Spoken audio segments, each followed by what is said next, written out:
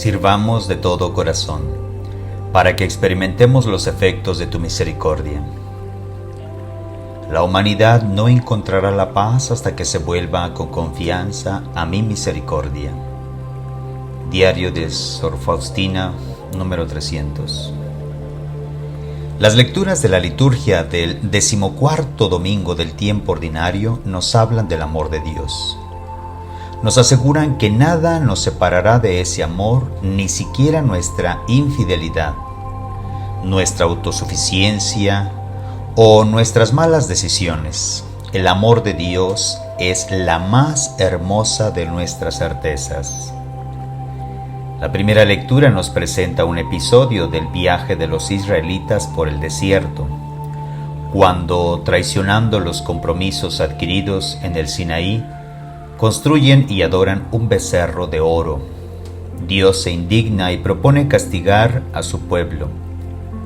Pero después de que Moisés le recuerda sus promesas, Dios se arrepiente del castigo que pretendía infligir a Israel. En este episodio hay un patrón que se repite a lo largo de la historia de la salvación. La misericordia de Dios siempre triunfa sobre su ira. En el Evangelio, Jesús, dirigiéndose a quienes lo criticaban por sentarse a la mesa con personas de moral dudosa, narra 3 parábolas sobre la bondad de Dios hacia los perdidos, los excluidos, los condenados. Dios no deja atrás a ninguno de sus amados hijos y siente una gran alegría cada vez que abraza de nuevo a quien estaba muerto y ya vuelto a la vida, estaba perdido y se ha encontrado. Las parábolas del buen pastor, la mujer que busca la moneda perdida y el Padre misericordioso son 3 magníficos himnos al amor de Dios. En la segunda lectura, Pablo recuerda algo que nunca dejó de sorprenderle: el amor de Dios manifestado en Jesucristo. Este amor, derramado incondicionalmente sobre los pecadores, los transforma y los hace personas nuevas. Pablo, perseguidor de los cristianos convertidos a Cristo, es un ejemplo concreto de esta acción salvadora de Dios. Por eso, nunca dejará de dar testimonio y dar gracias por todo lo que Dios hizo por él. Jesús había dicho: sean misericordiosos como su Padre es misericordioso. La palabra misericordia, del latín misere, desdichados, y cor, corazón, significa la apertura cordial a quienes necesitan de ayuda y de salvación. Y la palabra compasión, también derivada del latín, significa padecer con, o sea, sentir como propia la desdicha del otro. En griego, la lengua original de los evangelios, el verbo equivalente a tener compasión es spagchnizomai, relacionado con el término splagma, que se refiere a las vísceras, intestinos, corazón, pulmones, hígado, riñones, y que corresponde a un sentimiento hondo de ternura.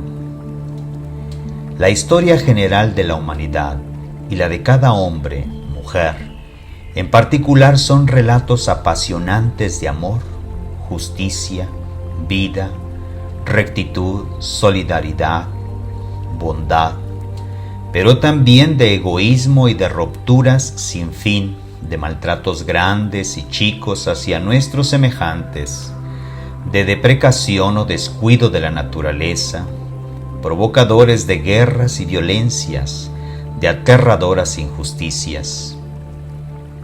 En nosotros anida la línea fronteriza entre el bien y el mal, el gran misterio de la libertad con la que hemos sido configurados para emprender la aventura de la existencia. Somos al mismo tiempo capaces de las más generosas virtudes y también de horrendas perversiones. La historia de la humanidad así lo demuestra. Ordinariamente nos convertimos en jueces implacables de las malas conductas de los demás, pero no nos incluimos en ese objeto de nuestras condenas. Tenemos la tentación de eximirnos de responsabilidad moral, haciendo uso de la buena conciencia, característica de la vanidad farisaica.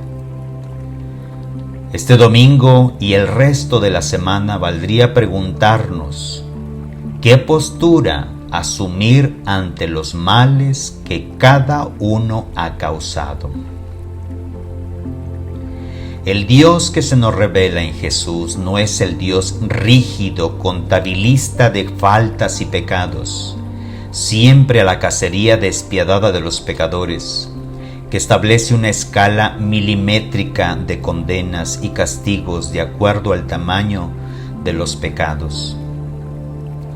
El Dios Padre de Jesús se vuelca amorosamente hacia el ser humano en disposición de salvación y de reconstrucción de lo desconfigurado por el pecado y por la injusticia. Este modo de llegar a las honduras del ser humano y a las motivaciones de su conducta contrasta con el estilo que penosamente se introdujo en muchos ámbitos del mundo cristiano, el de excomulgar, anatemizar, excluir, cerrar las puertas de Dios al ser humano agobiado por su pecado.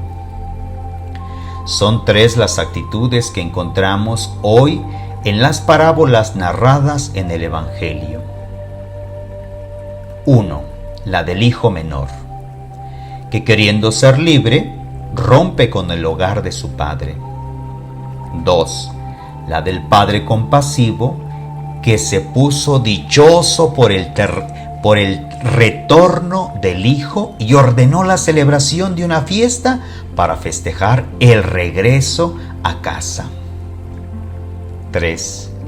La del hermano mayor, que manifiesta su inconformidad y envidia porque a su hermano, malo y pecador, le hacen fiesta.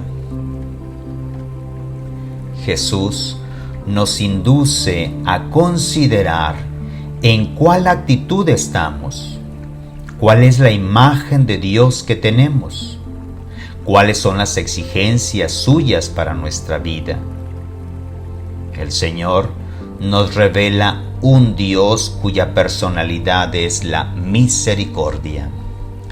Estupendo ejercicio para entrar en lo más hondo de nuestro ser, para dejarnos interrogar por el Señor y por la realidad de nuestros pecados, por nuestra postura ante las debilidades del prójimo, por nuestra capacidad por ejercer con Él el ministerio de la misericordia y de la compasión. Muchos de los seres humanos que incurren en conductas desordenadas no han tenido en su vida referentes de ayuda para estructurar su identidad.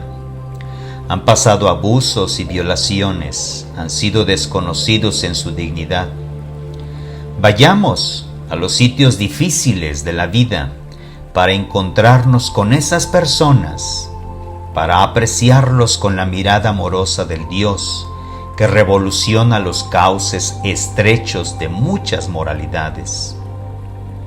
Dios solo puede amar. El perdón en Él significa que su amor no acaba cuando nosotros fallamos, como pasa entre los seres humanos, que nos apartamos de alguien porque deshace los vínculos establecidos. La auténtica revolución del cristiano es esta gratuidad que no sabe de límites, este amor apasionado por el ser humano. Lo propio de alguien que vive bajo la custodia del Señor San José es ser un apasionado por salir y salvar a los demás. Este terco empeño en perdonarnos y darnos siempre la oportunidad de la vida trascendente y libre del desorden que trae el pecado, es lo que busca el Padre Eterno: liberarnos y darnos una libertad que nos lleve a siempre experimentar el amor. Padre Eterno, por intercesión de San José, alcánzanos la gracia de promover una conciencia crítica sobre nosotros mismos y un discernimiento concienzudo que ha de llevarnos a la experiencia de sentirnos pasajeros y necesitados de un amor grande que nunca se termina aún después de la muerte.